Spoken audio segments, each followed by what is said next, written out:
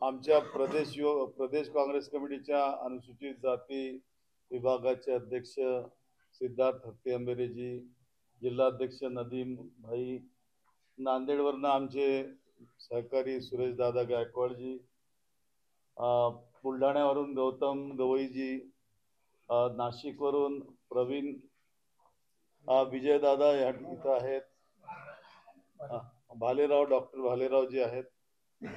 सर्वांना माझा नमस्कार, जय भीम. दिनांक 11 डिसेंबरला या ठिकाणी 10 डिसेंबरला जो मोर्चा निघालेला होता विराट हिंदू सभेचा समाजाचा, त्यानंतर जी दुर्दैवी घटना घडली की या देशाच्या संविधानाचे शिल्पकार परमपूज्य डॉक्टर बाबासाहेब आंबेडकर यांच्या पुतळ्याच्या तिथं असलेलं राज्यघटनेचं शिल्प याची तोडफोड त्या ठिकाणी करण्यात आली आणि ही वार्ता धोधो संपूर्ण शहरामध्ये आणि आजूबाजूच्या गावखेड्यांमध्ये पसरली आणि त्या प्रसंगानं एक प्रकारे या शहरातली शांतता भंग झाली. लोक भावनिक झालेत की या देशातील महान व्यक्तिमत्वाचा, ज्यांनी या देशाला भारतीय संविधान दिलं, त्या संविधानाच्या शिल्पकाराचा जर पुतळा या ठिकाणी सुरक्षित असणार नाही, या देशाचं जे संविधान आहे त्या संविधानाची प्रतिकृती जर या ठिकाणी सुरक्षित राहणार नाही, तर मग या देशातला आंबेडकरी दलित समाज, बौद्ध समाज सुरक्षित कसा राहील हा प्रश्न या ठिकाणी निर्माण झाला. आणि त्या अनुषंगानं लोकांनी या ठिकाणी शासनाचं, प्रशासनाचं ध्यानाकर्षण केलं. संध्याकाळी शांततेमध्ये शांतता समितीची बैठक झाली. सर्वांनी विनंती केली की दुसऱ्या दिवशी आम्ही या ठिकाणी निषेधार्ह मोर्चा या ठिकाणी काढू. आणि मोर्चा शांततेने निघाल्यानंतर त्याला गालबोट लावण्याचा प्रकार या ठिकाणी घडला. प्रकार अत्यंत दुर्दैवी आहे. पहिले तर मी ज्या संविधानाच्या प्रतिकृतीची या ठिकाणी मोडतोड झाली त्या घटनेचा या ठिकाणी तीव्र निषेध करतो. जी जाडफोड किंवा या ठिकाणी दगडफेक झाली असेल, खरं पाहिलं तर होऊ नये, त्याबद्दल मी प्रशासनाची क्षमा या ठिकाणी मागितली आहे. परंतु त्या अनुषंगानं अनेक प्रश्न या ठिकाणी उपस्थित होतात. डॉक्टर बाबासाहेब आंबेडकर यांच्या पुतळ्याची देखरेख करणारा गार्ड जो आहे तो दिवंगत झाल्यानंतर ती जागा अजूनपर्यंत भरण्यात आली नाही. तिथं लक्ष देण्यासाठी कोणीही नव्हते. परंतु जवळच असलेल्या छत्रपती शिवाजी महाराजांच्या पुतळ्याची देखभाल व सुरक्षेकरता गार्ड तैनात आहेत. हा दुजाभाव या ठिकाणी का करण्यात आलं या प्रश्नाचं उत्तर प्रशासनाकडे नाही. आता या ठिकाणी जो मोर्चा 11 तारखेला 10 तारखेला निघालेला होता, तो बांगलादेशातील हिंदू अल्पसंख्याक यांच्यावर जी हिंसा होत आहे, अत्याचार होत आहे, त्या संबंधी निघाला. मोर्चा काढणं हा प्रत्येकाचा अधिकार आहे. परंतु तो मोर्चा त्याचा समारोप छत्रपती शिवाजी महाराजांच्या पुतळ्याच्या शेजारी असलेल्या ग्राउंडवर झाला, जिथं जे अंतर आहे डॉक्टर बाबासाहेब आंबेडकरांच्या पुतळ्याचं, मला वाटतं 300 ते 400 मीटरचं अंतर आहे. आणि त्याचा समारोप त्या ठिकाणी झाल्यानंतर तिथून लगेच एक व्यक्ती निघतो आणि तो पुतळ्यावर दगडफेक करतो, संविधानाच्या शिल्पाची त्या ठिकाणी मोडतोड करतो आणि त्याची माहिती प्रशासनाला राहू नये हा एक गंभीर प्रश्न या निमित्तानं त्या ठिकाणी उपस्थित झालेला आहे. आणि अचानकपणे असं का झालं त्या ठिकाणी, आणि त्याला मग असं म्हणण्यात येतं की तो आरोपी जो सोपान दत्तराव पवार आहे तो त्या ठिकाणी माथे फिरून केला जातो, ठरवला जातो. मला एक समजत नाही की एखाद्या वेळेला जेव्हा बाबासाहेबांच्या पुतळ्याची विटंबना होते, तो विटंबना करणारा व्यक्ती प्रत्येक वेळेला हा माथेफिरूच कसा असू शकतो? आणि माथेफिरू हे कोणत्या निकषावर ठरवण्यात आलं? त्याची पार्श्वभूमी तपासली गेली का? त्याचा रेकॉर्ड तपासण्यात आला काय? किंवा त्याला चिथावणारा कोण होता? त्याच्या पाठीमागचा बोलिता धनी कोण होता? मास्टर माइंड कोण होता? याच्या संबंधी चौकशी केली काय? हा प्रश्न मी प्रशासनाला आता जे शिष्टमंडळ माझं भेटलं त्या निमित्तानं मी विचारलं त्यांना आणि त्यांना सांगितलं की अशी कोणती व्यक्ती जेव्हा मोर्चात निघून असा प्रकार करते याचा अर्थ त्या मोर्चामध्ये चिथावणीखोर भाषणं झाली आहेत का याची तपासणी आपण केली का? ज्या लोकांनी भाषणं दिली त्यांनी संविधानाच्या विरुद्ध भाषणं दिली का?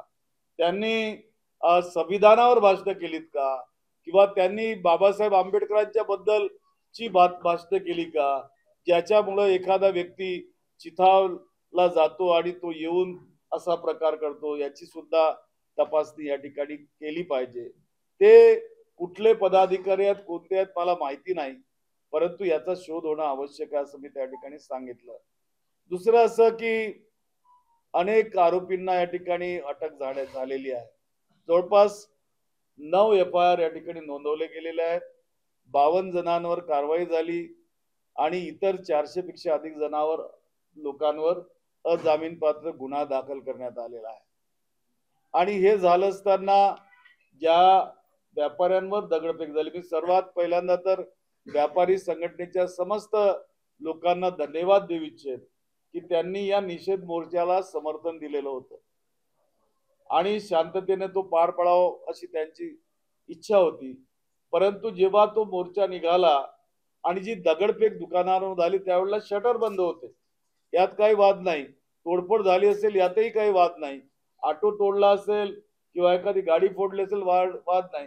पण नेमके त्याच वेळेला जे ऑटो फोडणारे, गाडी फोडणारे किंवा दुकानावर दगडफेक करणारे हे तोंडाला बफरल बांधून, कापड बांधून, कोणी बद्दल टोपी घालून त्या ठिकाणी आले कुठून हो?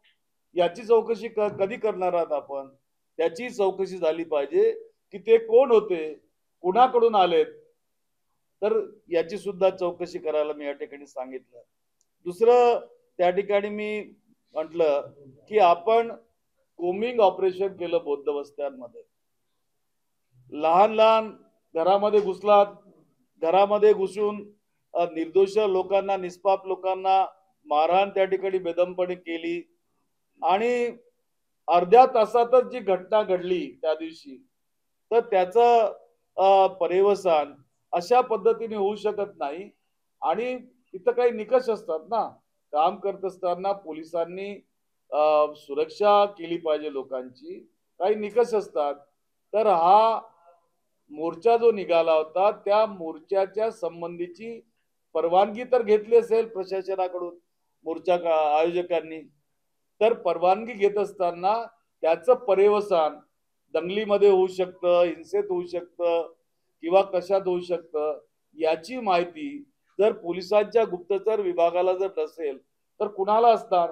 तर कुठंतरी पोलीस विभाग आणि प्रशासन गाफील या संबंधी राहिलाय, नाहीतर असा प्रकार या ठिकाणी घडला नसता. आणि मला तर या ठिकाणी असं वाटतं की जेव्हा आपण म्हणतो की बांगलादेशातील हिंदू अल्पसंख्याक यांच्यावर हिंसा आणि अत्याचार झाली त्याच्या निषेधार्थ आपण या ठिकाणी मोर्चा काढला. मग जेव्हा शेजारच्या औरंगाबाद, संभाजीनगर जिल्ह्यामध्ये पैठणमध्ये ऊसतोड कामगार जे आहेत मातंग समाजाचे, ते दलित समाजाचे होते, त्यांच्यावर मारहाण झाली त्याविषयी मोर्चा का नाही निघाला? मणिपूर पेटला आहे त्याविषयी मोर्चा का नाही निघाला? बौद्ध समाजावर आणि शीख समाजावर अन्याय होतो त्या संबंधी मोर्चा का नाही निघाला? दिल्लीच्या वेशीवर जे शेतकरी आहेत ते शेतकरी शीख समाजाचे आहेत, हिंदू समाजाचे आहेत, त्या संबंधी मोर्चा का निघाला?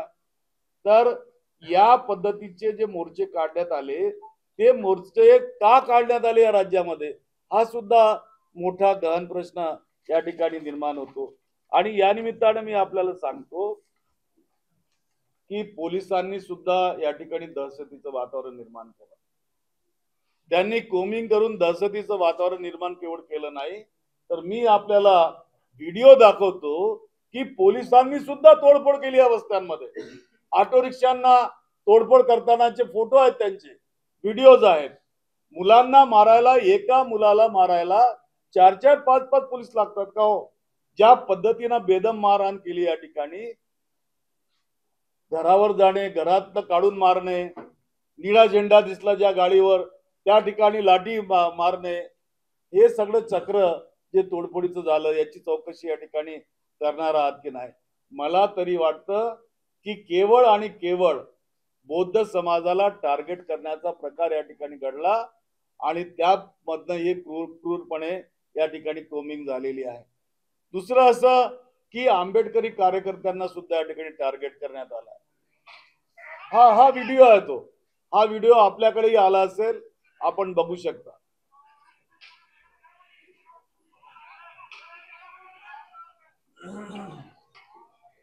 आणि यांना पोलिसांना काय मुख्यमंत्र्यांनी फ्री हँड दिला होता का हे सगळं करायला? कुणी दिला होता फ्री हँड? महाराष्ट्र पेटवायचा आहे का या लोकांना? मला या ठिकाणी समजत नाही की या ठिकाणी ज्या पद्धतीनं आम्हाला बदनाम केलं जातं की बुद्धांच्या वस्तीत जाऊन घुसून तोडफोड करायची आणि बदनामी मात्र जयभीमच्या कार्यकर्त्यांची करायची. तर आम्ही काय या देशाचे नागरिक नाही आहोत का? आम्ही काय बाहेरून आलेलो आहोत? तुम्ही पाकिस्तानच्या किंवा बांगलादेश मधल्या लोकांसंबंधी या ठिकाणी आंदोलन करता आणि आम्हाला न्याय देत नाही. या देशामध्ये एका गायीला न्याय मिळू शकतो, माणसाला न्याय मिळू शकत नाही का? असे अनेक प्रश्न आमच्यामध्ये या ठिकाणी उद्भवतात. मला तरी वाटतं की प्रत्येकाने आणि एकदा तरी या लोकांनी जातीचा चष्मा काढून डॉक्टर बाबासाहेब आंबेडकर यांना बघितलं पाहिजे. ते केवळ एका जातीपुरते मर्यादित नव्हते, तर संपूर्ण भारत देशाचा डॉक्टर बाबासाहेब आंबेडकर हे अभिमान होते, विसरायला नको. आणि विटंबना आपण करतो तर विटंबना देशाच्या संविधानाची झाली आहे. एका समाजाचं संविधान नाही आहे ना, इतर समाजाचे लोक गेले कुठं? मग ते संविधानाच्या विषयी या ठिकाणी सामील का होत नाही, बोलत का नाही, हा प्रश्न सुद्धा या ठिकाणी आम्हाला पडतो. आणि त्या दृष्टिकोनात मी आज प्रशासनाला मागणी केली आहे. काही निष्पाप मुली, काही मुलं यांच्यावर केसेस लावण्यात आले, PCR मागण्यात आला, त्याची चौकशी झाली पाहिजे असं या ठिकाणी मी म्हटलं. आणि त्या ठिकाणी असंही सांगितलं मी की जे गुन्हे लावण्यात आले ते गुन्हे तात्काळ परत घेण्यात यावेत. ज्यांना अटक करण्यात आली त्यांना सोडलं पाहिजे, कारण प्रत्येक नागरिकाला कायद्याचे समान संरक्षण प्राप्त झालेलं आहे. आणि त्यामुळे भेदभाव या ठिकाणी होऊ नये आणि त्या भेदभाव न होता समानतेवर या ठिकाणी न्याय मिळाला पाहिजे. मालमत्तेचं नुकसान झालं त्या संबंधी सुद्धा चर्चा केली. त्यांनी सांगितलं की 251 प्रकरणावर आम्ही निर्णय या ठिकाणी करतो, व्यापाऱ्यांच्या नुकसानीचा. इतरांचा 8 टीम लावल्यात, संरक्षण करतो, त्याची यादी आम्हाला देणार आहेत. माझं या ठिकाणी आणखी त्यांना म्हटलं मी की या सर्व बाबींविषयी आपण पुरावे गोळा करा, दाव्यांची पुष्टी करायला व्हिडिओज आणि या ठिकाणी अनेक घटनांची नोंद आहे त्याच्यातनं हे करा. आणि हे करत असताना जे 4 पोलीस स्टेशन्स आहेत त्या 4 पोलीस स्टेशन मध्ये इतर गुन्हे काही गुन्हेगारांनी केले असतील, ते गुन्ह्यांच्या कलमा आमच्या कार्यकर्त्यांवर लागल्या नाही पाहिजेत, याची सुद्धा काळजी या ठिकाणी घेतली पाहिजे. आणि याची निश्चितच चौकशी मोठ्या प्रमाणात उच्चस्तरीय चौकशी झाली पाहिजे. आणि 132 कलम काढून टाकण्याचं कोमिंग ऑपरेशन काल थांबवलं, त्याबद्दल मी धन्यवाद केला. कारण काल जेव्हा व्यापाऱ्यांचं शिष्टमंडळ भेटलं, नेमकं त्याच वेळेला मी फोनवर त्यांच्याशी बोलत होतो आणि मी सूचना केली होती की कोमिंग ऑपरेशन त्या ठिकाणी थांबावं. आणि IG आणि त्यांच्याशी कलेक्टरशी माझं बोलणं झालं होतं, त्यांनी थांबवलं. मी धन्यवाद त्यांचे मानतो. परंतु हे जे क्रूर कर्मासह सरकार या राज्यात आहे, त्यांनी असे प्रकार यापूर्वी भीमा कोरेगावच्या वेळेला असा प्रकार झाला होता. अशाच पद्धतीने आम्हाला फसवण्यात आलं. तसं फसवण्याचा प्रकार या ठिकाणी होऊ नये आणि त्याची काळजी घ्यावी ही मागणी या प्रसंगी मी केलेली आहे. धन्यवाद. एबीपी माझा, उघडा डोळे बघा नीट.